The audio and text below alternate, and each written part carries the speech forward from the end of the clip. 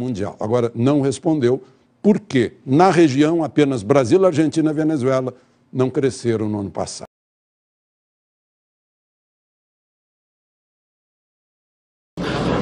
Cumprimento a senhora presidente. Presidente, no início da fala de Vossa Excelência disse que 2015 foi um ano difícil em virtude da crise no exterior, sobretudo nos Estados Unidos. Eu gostaria de saber se Vossa Excelência poderia explicar por que o Chile, o Peru, o Paraguai, a Bolívia e o México cresceram, apesar desta mesma crise. Em que medida essa crise atingiu o Brasil e não atingiu estes países? Também gostaria de saber de Vossa Excelência por que não foram feitos cortes em 2014 e foi feito um corte histórico em 2015. Eu pergunto isso porque nós juntamos aos autos algumas matérias jornalísticas que mostram que o ministro Mantega teria aconselhado Vossa Excelência a fazer cortes em 2014 e que Vossa Excelência teria dito que não o faria porque isso prejudicaria a reeleição.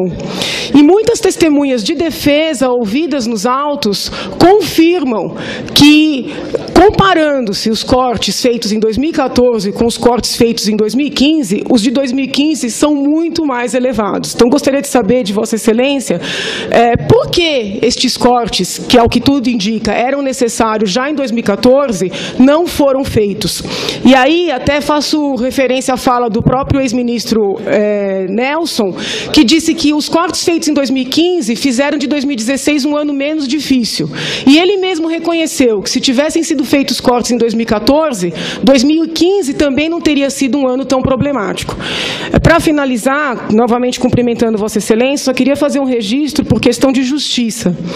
Quem lidera este processo é Dr. Hélio Bicudo, que foi membro do PT durante muitos anos. Então, só por uma questão de justiça, inclusive com a senhora Maria Lúcia, que é filha do Dr. Hélio aqui presente, que eu acho que está aqui representando toda a sociedade que nos apoia, eu gostaria de esclarecer isso para Vossa Excelência. Muito obrigado.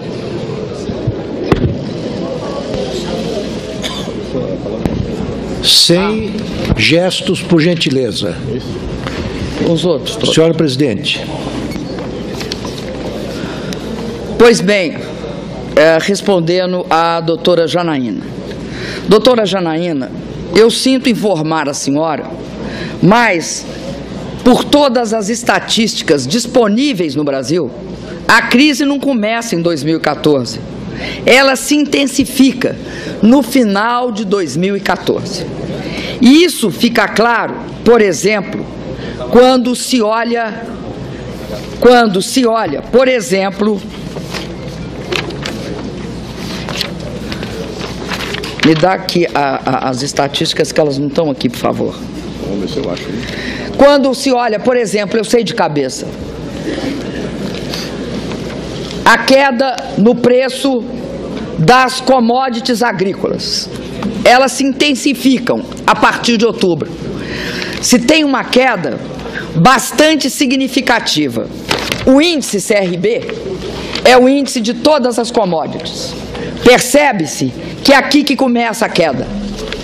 No ano de 2014, que começa aqui, 1º de janeiro, você não tem uma queda forte, a não ser a partir de outubro. Não é eu que estou dizendo isso, isso são dados reais. Portanto, não só esse, mas, por exemplo, o preço do petróleo, o WTI, você tem o WTI e o Brent.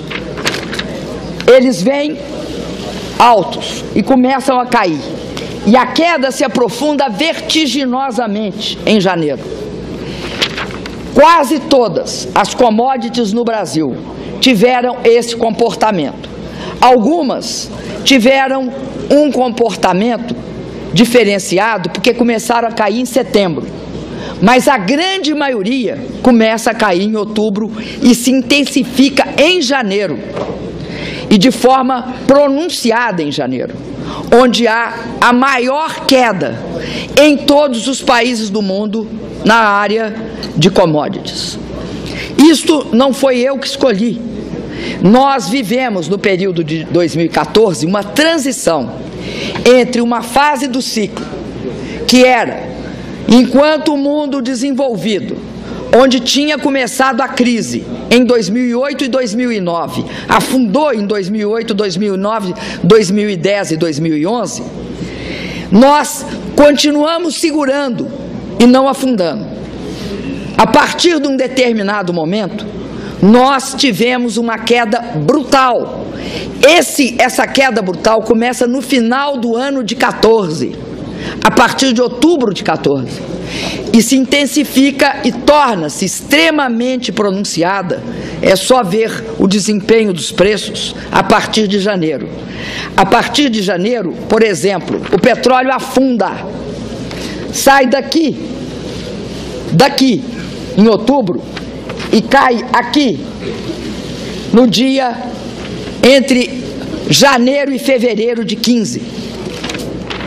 Considerando que o petróleo, o minério de ferro tiveram um comportamento parecido e que o comportamento das commodities agrícolas vinha desacelerando a partir de setembro, começa o mais forte em outubro e despenca a partir daí, nós temos um cenário de extrema preocupação econômica, que de repente coloca diante de nós as dificuldades que é gerir o país no momento de uma intensificação dessa natureza.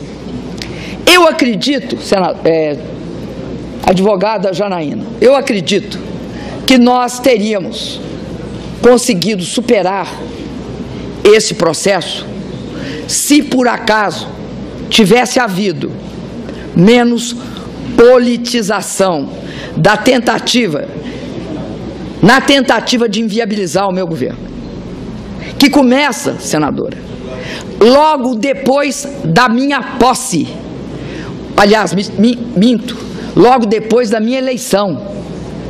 Logo depois da minha eleição eu passo a responder por vários questionamentos e se acentua profundamente ao longo do ano. Por que eu não consigo uma alteração rápida nas condições econômicas do país? Por um motivo muito simples, senadora.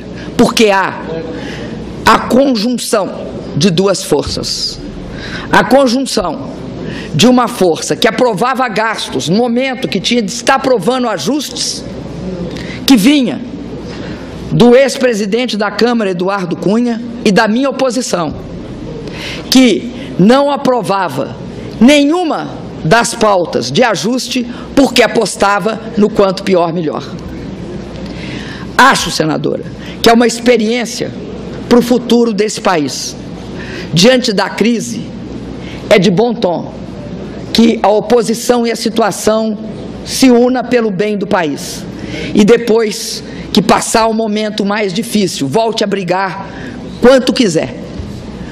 Porém, o que não é admissível é que diante desse fato, que era a chegada das consequências da crise no Brasil, e lembro que a crise, a primeira fase dela, que acontece em 2009, nós conseguimos superar em 2010.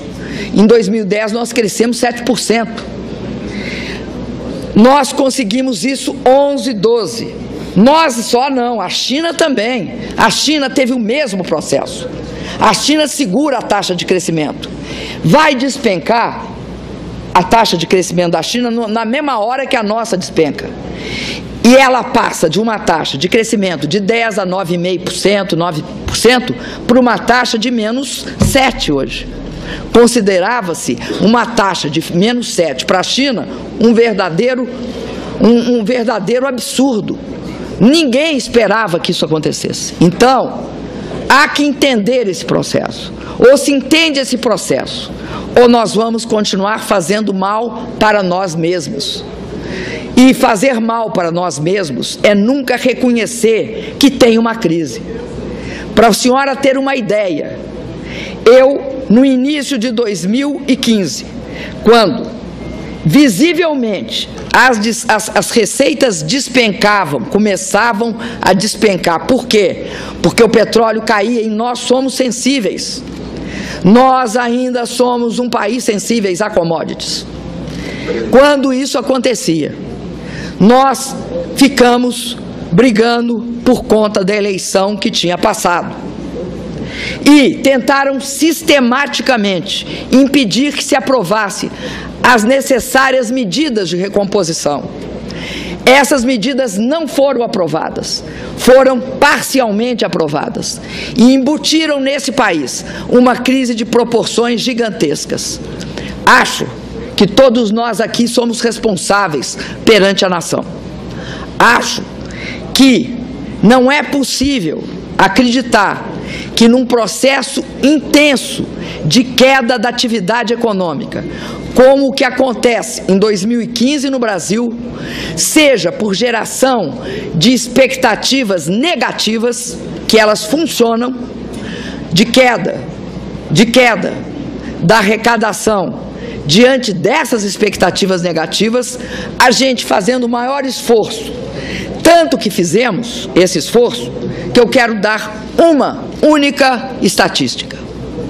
Supunha-se que em 14 nós fechamos o ano com menos 4 bilhões de dólares de déficit comercial. Ao longo de 2015, o governo fez um grande esforço e conseguiu um superávit de 19,5 bilhões de dólares. Soma 19,5 bilhões de dólares com menos 4, nós fizemos um esforço, na verdade, real de 23 bilhões de dólares. O que era absolutamente inesperado, e aqui aproveito e cumprimento o senador Armando Monteiro, que liderou esse processo. Então, advogada Janaína, é absolutamente imprescindível que o país tenha uma dose de realismo quando se tratar das finanças públicas e não ache que é possível ficar nessa disputa, que de um lado se diz o seguinte: 3 decretos de suplementação e transformar o Plano Safra de agricultura comercial e familiar e penalizá-lo, criminalizá-lo, e depois, quando eu não apareço, dizer que se eu não estava lá, eu era amiga do Arno e aí eu estava comprometida, e depois descobrem que o Arno não estava lá. Não é possível utilizar para a gestão de um país desse tipo de política e de posicionamento. Nós temos de aprender que não é possível repetir esse tipo de politização diante da crise, porque isso só faz aprofundá-la. É irresponsabilidade perante o povo brasileiro e é irresponsabilidade perante a todos nós. Por isso, o que eu digo é o seguinte: a crise não passou, não. Se não se tiver responsabilidade diante de 2016, ela continuará e se aprofundará. E não pensem que dá para chegar, a não ser que queiram parar. E aí, o pessoal aqui, senadores ligados ao agronegócio, quero alertá-los: continue tratando dessa forma o Plano Safra, que haverá a maior queda na produção agrícola desse país. É isso que conseguirão com esse tipo de criminalização. Isso não é correto, não faz bem ao país, também não qualifica nós, nem como situação, nem como oposição. Tem momentos que nós temos de ter uma atitude proativa conjunta pelo bem do país. Agradeço a oportunidade que os senhores me deram.